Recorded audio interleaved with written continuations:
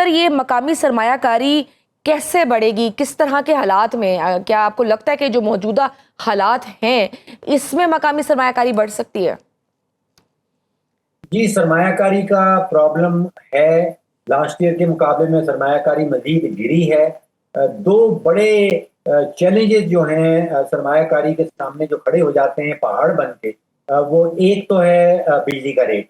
अगर पाकिस्तान के अंदर बिजली का टैरिफ जो है वो 11 सेंट फी यूनिट होगा और हमसाया ममालिक जो हमसे कम्पीट करते हैं, चाहे वो भारत हो, बांग्लादेश हो, चाहे वो चीन हो, और वहाँ पे बिजली का टैरिफ जो है वो 4, 5, 6 सेंट हो, जो पाकिस्तान से तकरीबन आधा हो जाता है, उस वक्त तक सरमायाकारी को पाकिस्तान में अट्रैक्ट करना बड़ा मुश्किल होगा। दूसरा बड़ा पहाड़ जो खड़ा है वो टैक्सेशन का है, वो कॉर्पोरेट टैक्स रेट का है। जी। वो आप समझिए कि 60-62% तक जो कॉर्पोरेट टैक्स रेट चला जाता है, वो दुनिया का बुलंद तरीन टैक्स रेट है। आप जी। उसको अगर मुकाबला करना चाह रही हैं तो तुर्किया में जो भी टैक्स इस्लाहात के बाद तुर्किया की हुकूमत ने जो टैक्स रेट किया है वो 12.5% मैन्युफैक्चरिंग यूनिट्स को दिया है। तो अब आप मुकाबला करेंगे 12.5% टर्की के अंदर और तकरीबन 60% पाकिस्तान के अंदर, तो आप सोचिए कि जो बैरूनी सरमायाकार है वो सरमायाकारी कहाँ करेगा। क्योंकि यही टैक्स आमदन का तकरीबन 62% पुराने कर्ज और सूद की अदायगी में चला जाता है, जबकि सर हम अपने बांग्लादेश की बात करें तो वहां पर ये शरह सिर्फ 18% है। तो हम इस मकाम तक कैसे पहुंचे हैं? जी, ये मैंने ही ग्राफ कुछ देर पहले एक्स पे लगाया है। ये हम यहाँ पहुंचे कैसे? जी। देखिए, पिछले तकरीबन 16 सालों में 2010 में अगर आप चले जाइए, और 2010 का वो साल है जब हमने 18वीं तरमीम हमारी नेशनल असेंबली ने पास कर ली। 18वीं तरमीम के बाद जो हमारा माशी ढांचा सामने आता है उसमें 5 हुकूमतें नजर आती हैं। एक वफाकी हुकूमत है, उसकी जिम्मेदारी इस ढांचे के अंदर सिर्फ कर्ज लेना है। 16 साल से वफाकी हुकूमत कर्ज लिए चली जा रही है, और बाकी 4 हुकूमतें जो हैं वो खर्च किए चले जा रही हैं, खर्च किए चले जा रही हैं। आज से 16 साल पहले हमारा जो कौमी कर्जा था वो 10,000 अरब का था। अब वो तकरीबन कौमी कर्जा और लाइबिलिटीज मिला के कोई 100,000 अरब पे पहुंच गए हैं। तो ये इसमें एक आईनी लकूना है बहुत बड़ा। जब तक 18वीं तरमीम की जो माली शिकें हैं वो इंटैक्ट रहेंगी और हमारा ढांचा जो है वो ऐसा रहेगा कि वफाकी हुकूमत ने सिर्फ कर्जा इकट्ठा करना है और सूबाई हुकूमतों ने सिर्फ उन कर्जा जात को खर्च करना है, तो फिर इसको जो इसकी दुरुस्ती जो है वो बड़ा मुश्किल नजर आता है। तो सर अभी जो फॉर्मूला सामने आया है कि अब सूबे देंगे वफाक को पैसे, क्या उससे थोड़ी बेहतरी आएगी? देखिए, 3 इखराजात वफाकी हुकूमत के ऐसे हैं जिसमें से एक तो BISP है, तकरीबन 850 अरब रुपए का पिछले साल बजट जो है वो मुख्तस किया गया था। अब BISP के जो फायदा उठाने वाले हैं वो सारे इस्लामाबाद से बाहर हैं, या 99% पाकिस्तान से इस्लामाबाद से बाहर रहते हैं, लेकिन उनका सारा बोझ जो है वो वफाकी हुकूमत पे आ जाता है।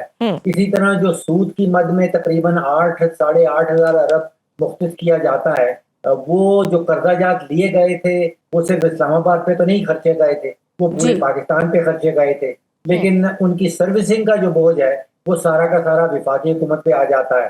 तो ये 3 बड़े अखराजात, इसमें दिफा भी आप शामिल कर लीजिए। तो दिफा और BISP और सूद, ये जब तक सूबों के हवाले से इसमें कंट्रीब्यूशन नहीं दी जाएगी उस वक्त तक ये बोझ जो है ये वफाकी हुकूमत बर्दाश्त नहीं कर पाएगी। ठीक। और सर सबसे खतरनाक नंबर जो हमने इस इक्तिसादी सर्वे में देखे वो बिजली और गैस और वाटर सप्लाई के थे, जिसका हदफ 3.5% मिस्बत था, मगर ये -10% पर चली गई है। डॉक्टर साहब, एनर्जी सेक्टर का ये 10% का ग्राउंड क्रैश क्या ये नहीं बता रहा कि महंगी बिजली ने इंडस्ट्री और आवाम दोनों का बेड़ा गर्क किया है, और क्या इसका जिम्मेदार भी हुकूमत की बजाय किसी और बहाने को ठहराया जाए? देखिए, सबसे खतरनाक जो शारिया है उसकी तरफ अब आपने जिक्र किया, और वो पाकिस्तान का एनर्जी सेक्टर।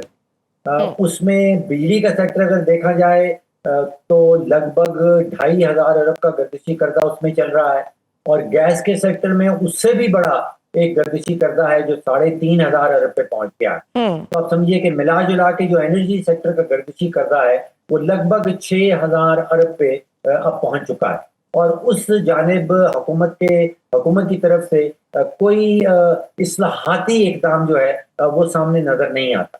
अब आप सोचिए कि अगर मईशत की एक बिल्डिंग बनानी है और वो 10 मंजिला हो या 100 मंजिला हो, उसकी जी जो बुनियाद है वो एनर्जी सेक्टर है। और अगर एनर्जी सेक्टर इतना कमजोर होगा और 6,000 अरब के गर्दिशी कर्जाजात में डूबा हुआ होगा, तो फिर वो मईशत की जो बिल्डिंग है उसकी बुनियाद अगर इतनी कमजोर है, तो इतनी कमजोर बुनियाद के ऊपर आप समझिए कि एक मजबूत मईशत जो है उसका तामीर नहीं किया जा सकता। बिल्कुल। और सर साथ में पाकिस्तान एक ज़राई मुल्क भी है और लेकिन ज़राअत का हदफ भी 4.5% के मुकाबले में सिर्फ 2.8% रहा है। गंदम की बम्पर फसल का तो बहुत ढिंडोरा पीटा गया, लेकिन किसान सड़कों पर रुल गया है। क्या हमारी ज़राई पॉलिसी का मकसद सिर्फ नंबर पूरे करना है या किसान को बचाना भी है?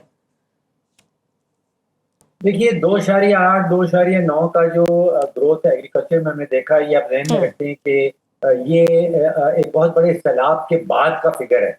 तो सैलाब के बावजूद 2.8 2.9 का फिगर आ जाना, मैं समझता हूँ कि again it's not that bad, इतना बुरा नहीं है अगर सैलाब को आप ध्यान में रखिए।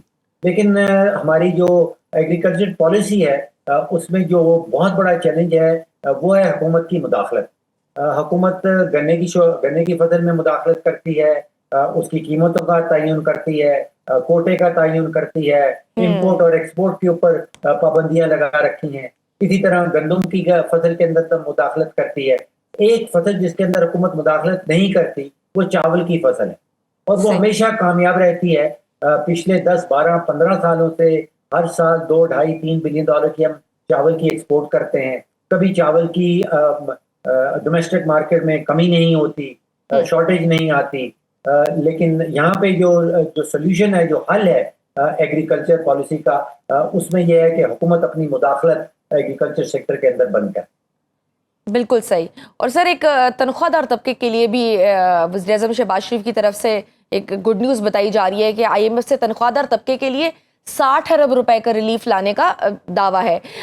सर जो IMF एक रुपए का हिसाब रखता हो, वो अचानक आपके ख्याल में इतने मेहरबान कैसे हो गए?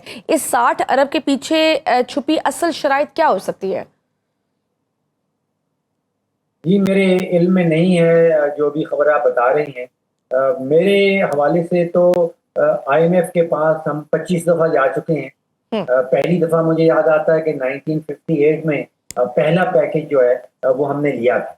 तो हम एक बीमार मईशत को एक डॉक्टर के पास लेके जाते हैं, उस डॉक्टर का नाम हमने IMF रखा है, और वो डॉक्टर जो है वो एग्जैक्टली वही नुस्खा लिख के देता है जो उसने 24 दफ़ा पहले लिख के दिया है। वही दवा हम लेके आते हैं कि टैक्स बढ़ा दें, बिजली का रेट बढ़ा दें, पेट्रोलियम लेवी बढ़ा दें, गैस का रेट बढ़ा दें।